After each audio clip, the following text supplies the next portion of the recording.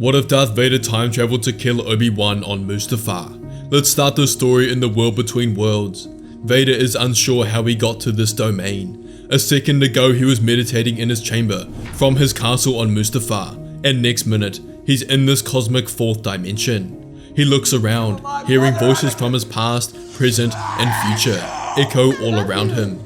He walks along the cosmic pathway as portals begin to pop up, showing Vader bits and pieces from his life, but he stops alongside one portal, which represents the night he lost everything. Through the portal, he can see the flames of Mustafar, the lava lakes and volcanic ash corroding the atmosphere, and in the distance, can see the clash of blue lightsabers, representing the duel between Obi Wan and Anakin.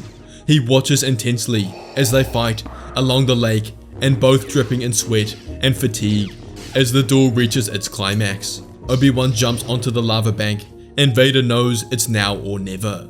He rushes through the portal as his feet touch down on the sands of Mustafar behind Obi Wan, and now in the past. Anakin sees Vader in the distance, and he hesitates jumping and wears a confused look on his face. This causes Kenobi to turn and face Vader as the black machine of a man ignites his crimson lightsaber and pushes forward. Obi Wan's lightsaber snapped to life as Vader made the first move, bringing his saber down on the fatigued Obi Wan with immense force, causing him to move backwards.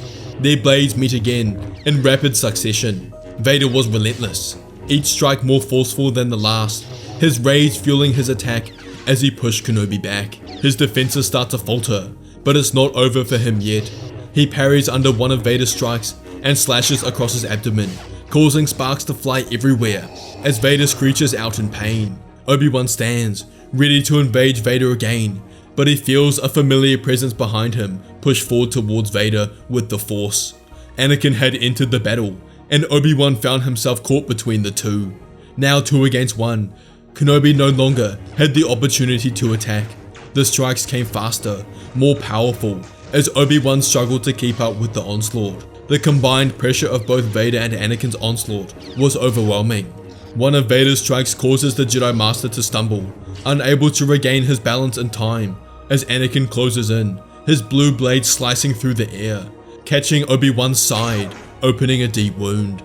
Vader soared swiftly, as his crimson blade flashed as he plunged it deep into Obi-Wan's chest, through his heart and lungs, and successfully enacted his revenge against his former master.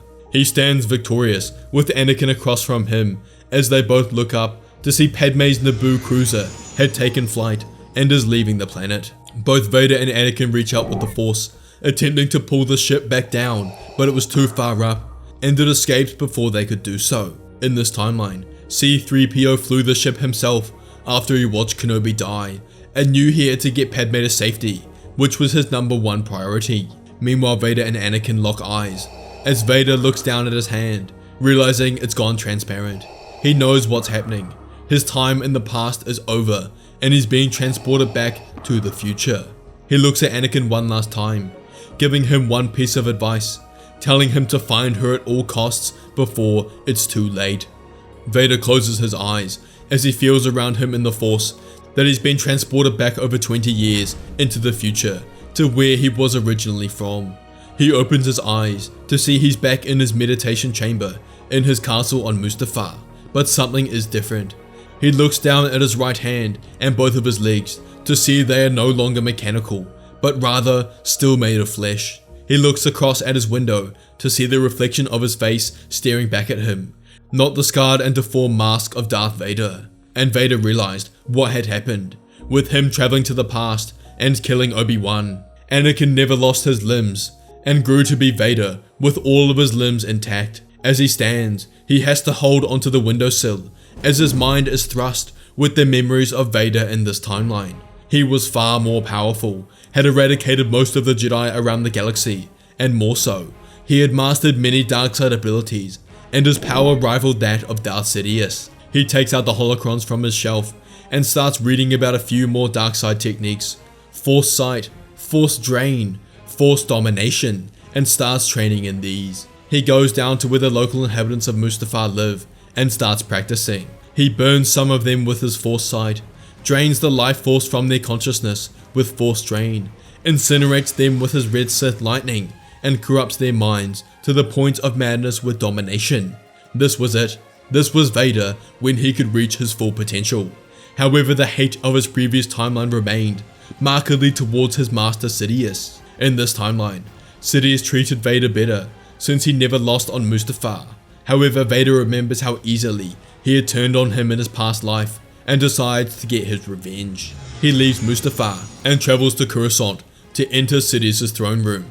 His master welcomes Vader, but he skips the pleasantries. Vader ignited his crimson blade, and Sidious did the same, and without hesitation, the two lunge forward, their lightsabers meeting in a clash of red. Sparks fly as their blades locked in fierce combat. Vader's strikes were brutal, as Sidious moved with intense speed. The battle quickly escalated beyond their blades. Sidious unleashed waves of darkside energy, sending bolts of raw force power crashing into the air, forcing Vader to cast force shields. The room trembles as Sidious manipulates the environment, bringing down columns of debris, hurling them towards Vader with a flick of his hand. Vader activates Force Sight, using all of his anger concentrated in his red-hot Sith eyes. As Sidious's flesh begins to heat up, he can feel this happen and increases his darkside output to defend. But this is what Vader wanted. Vader reached out with his hand and activates Force Drain and begins siphoning the darkside energy from Sidious and using it to empower himself. Sidious, on the back foot, realizes he has to do something fast, as both Sith raise their hands, summoning their full strength. The room erupts with violent energy as bolts of Force lightning collide in the center. A battle of wills and pure unbridled power. Sidious cracks lightning violently, but Vader's was more powerful. His energy overwhelms the Emperor, cutting through his weak blue lightning, and Vader's red lightning consumes Sidious. His body spasms and convulses as he screams in pain. He couldn't believe the strength of Vader's lightning as his body crumples to the floor, defeated. Vader stands over him, victorious, and takes his place on the Emperor's throne, the weight of the galaxy now in his hands. A few years later, Vader sits atop the completed Death Star, having been Emperor for some time now. He oversees the operations of the Empire, commanding his forces, as well as coordinating the Imperial Senate when necessary. But in his mind, he senses a disturbance. The Force stirs with an unfamiliar energy. He turns to the viewport, his mechanical hand resting on the console, as he watches a fleet of rebel ships emerge from hyperspace, ready to strike. The rebels launch their attack on the Death Star with precision, their ships darting through the massive battle station's defenses. Vader's eyes narrow, a sense of inevitability settling in as he watches the final confrontation unfold. From his throne, he commands the Imperial forces, but he senses something unfamiliar across the battlefield, a presence he hasn't felt for a while. Master Yoda. Vader gleamed with excitement. Finally, he will get the revenge on Master Yoda that he so eagerly desired. But alongside Yoda were two other Force users, but Vader disregarded this. They would share the same fate as Yoda. He felt them coming towards the Death Star, and he allowed this as he waited, building up his strength and power in the dark side in anticipation. He felt them land, rush through the corridors, cutting down stormtroopers, until they reached the door of the throne room. They kicked it down, and Yoda emerged in the center, tailed by a male and female of the same age, around 22 years old. Vader was hit with an inkling of fear. These two were stronger in the Force than he expected, and they may in fact be a challenge. He greeted Master Yoda, thanking them for making it easy, coming to him, instead of forcing him to continue the hunt. But Yoda proclaimed that today was Vader's last day, that he has brought his twin children, Luke and Leia, with him to stop Vader's tyranny once and for all. Vader stood motionless. What did Yoda just say? His twin children? Could these two young Jedi be the twin children of Padme Amidala? Vader reaches out, searching for the truth, but before he could find the answers, the three of them were onto him. Yoda used this to distract Vader and landed the first blow by cutting off his mechanical hand. Vader retreated with anger and ignited his blade in his other. Using the dark side, he levitated slightly and started casting Sith spells as tendrils emerged from his back, as he used them to assist in blocking the Jedi and their advancements. The room erupted into an intense fight. The Jedi attacked ruthlessly, attempting to pierce Vader's defenses, but he was good and poured all his energy into taking out Yoda. But he overstepped as Yoda came behind him and cut the tendrils down from their source, and Leia grabbed onto Vader's arm and pulled him down to the floor. Yoda stabbed down with his lightsaber, but Vader span and flipped, kicking Yoda's legs out from under him as Vader regained his balance. Leia cut his saber in half, and Luke cracked him across his jaw with his fist. Vader fell to his knees dazed. These two were good. They were in sync and powerful. Maybe they really could be his children. Before Vader can regain his composure, his arms were tied behind his back, and his remaining hand in an energy cuff. He had been defeated.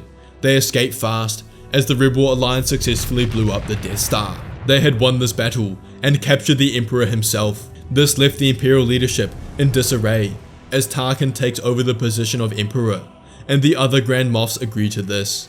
Tarkin appoints Thrawn to be the new Grand Moff, as he knows to defeat the rebels they will need his military prowess. With Vader's capture, the rebels launch a full-blown war on the Republic. Vader is taken to prison at the rebels' base.